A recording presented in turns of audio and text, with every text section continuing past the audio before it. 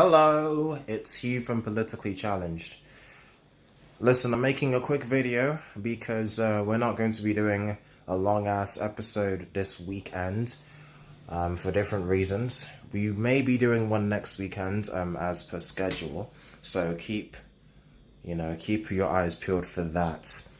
Apart from the many different things I'm doing to make money and to, look after myself and family members, I haven't actually had too much time put aside to look into the millions of different stories that have been happening around the world. I mean, where would I begin?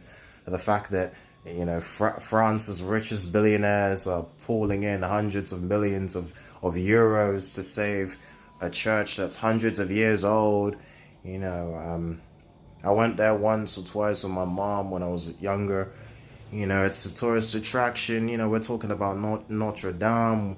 I mean, without the hunchback, people putting in all that money for a church with nobody in it. But all these left-wing people talking about how, where was all this money when Grenfell happened?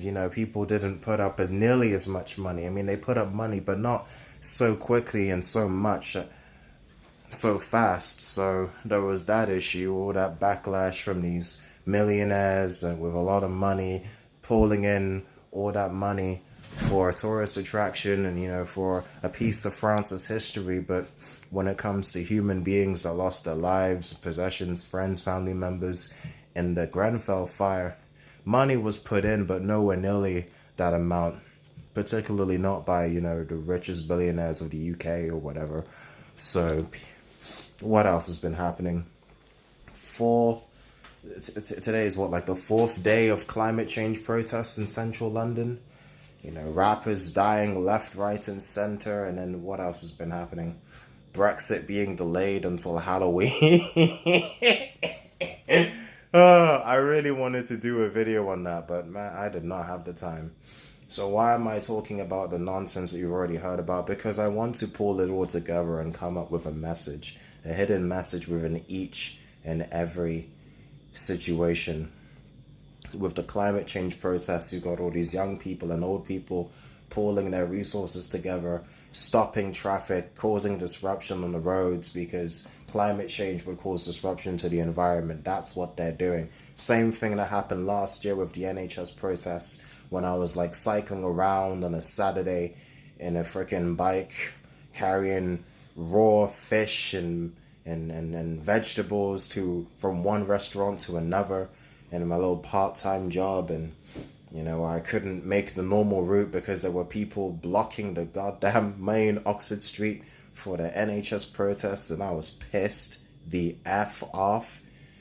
These protests, they happen all the time these days, but the reason why they keep happening is because the underlying issues, the people that go and protest feel as if these underlying issues when it comes to welfare, when it comes to healthcare, when it comes to the environment, that these issues aren't being addressed properly.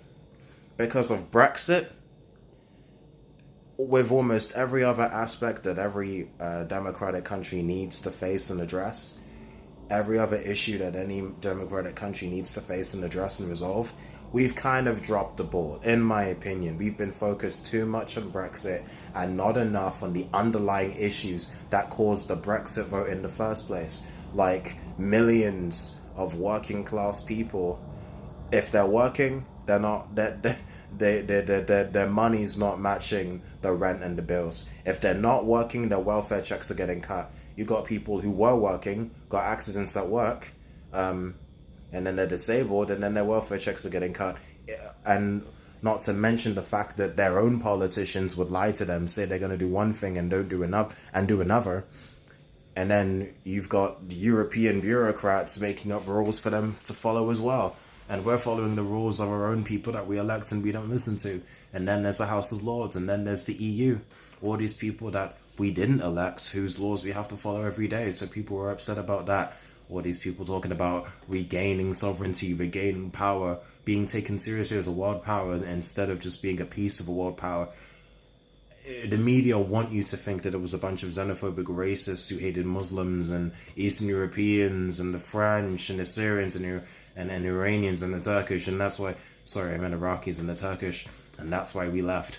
It's like 1% of 1% of 1% of the 52% of the people that voted who wanted to leave. Most people had different non-xenophobic reasons for leaving Brexit, but because of Brexit and all the disruption, the fact that nobody knew what to do and how to implement it properly,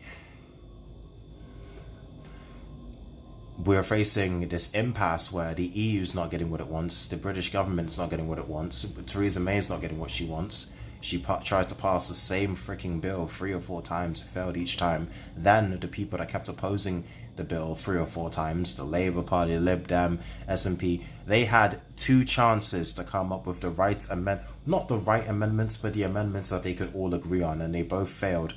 I mean, they failed both times. Like all this Norway Plus stuff and all this custom union nonsense.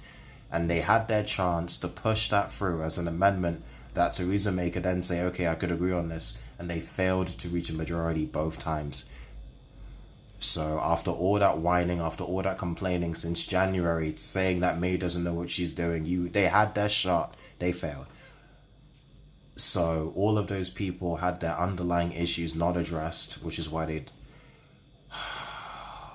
did not vote for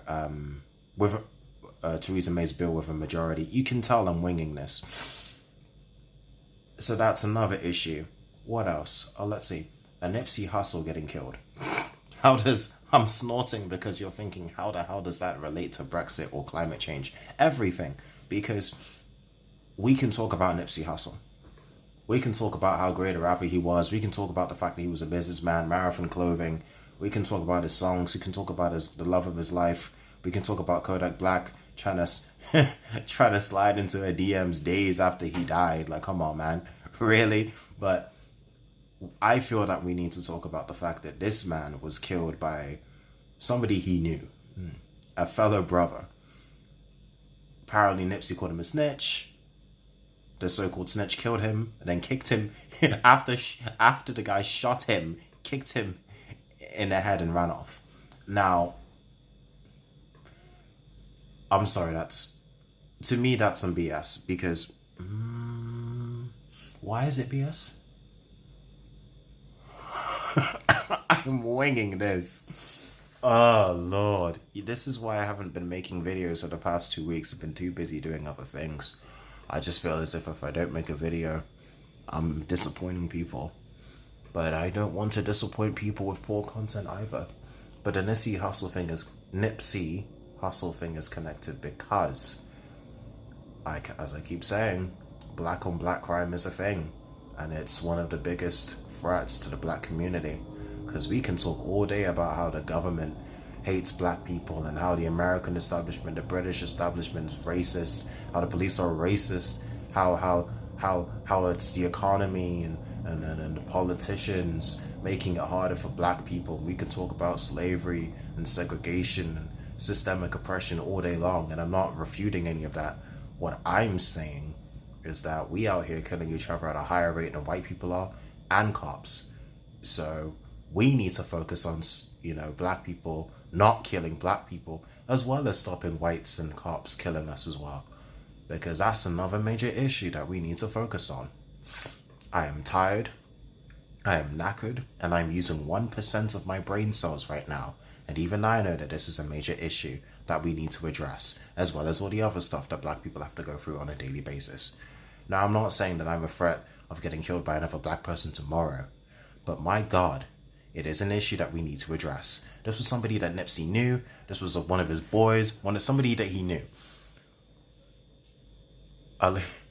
From what I understood of the reports, the fact that he was killed by somebody that he knew, as opposed to a stranger, as opposed to a cop, as opposed to a white supremacist, it just proves that. And this isn't just a black thing. You have somebody coming up, making all this money, building businesses, being a brand, being a success. There'll always be people in your life out to get you. They'll be jealous. They'll want to betray you. They'll think, oh, why does he or why does she get everything and I don't? And then they'll get jealous and then they'll act out. It's kind of like first episode of Empire, spoiler alert, where Lucius killed Bunky because Bunky was threatening that he'll snitch and threaten the IPO for Empire. But instead of Lucius killing Bunky, Bunky killed Lucius after Lucius called Bunky a snitch. It's like the reverse of that plot, actually.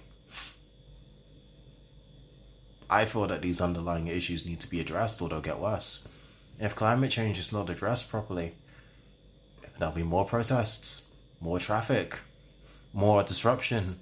And then, of course, it's Easter, and this is supposed to be the hottest Easter on record. Man's out here, look at me. Man's out here in this sexy coat, a tie, shirt. There's nothing under this shirt. And man's out here boiling, fam. I'm boiling like an egg. Might as well remove this nonsense. All right. What else? So basically, if the underlying issues within gang crime, black crime, climate change, if that shit ain't resolved, it ain't gonna get better. And if it ain't gonna get better, there'll be more protests with the climate change and also with NHS and all these left-wing protests. And then you'll also have, you'll also have the negative stereotypes of black people being perpetuated when black people are killing black people for no reason. And then cops will take that and to see that black people are more dangerous than ever. And then that will increase the police brutality. And then that will increase the Black Lives Matter left-wing protests. And then that will just cause more hostility and more racial tension. And then nobody wins. I knew I'd get to my point eventually. So my main point from this blatantly unprepared video is that people need to be listened to. Maybe if maybe if we as a community spoke more about the glaring elephant in the room regarding this self-hatred within the community, then things would get better. Black crime would decrease. This would also decrease the negative stereotype of our people. Hypothetically, it might not. But it would be a start. I don't know when the next video is coming. Let's hope you watch it. Subscribe, like, comment. While I go out there and hustle, put more money into this podcast and everything else that I do. Speak soon. Bye.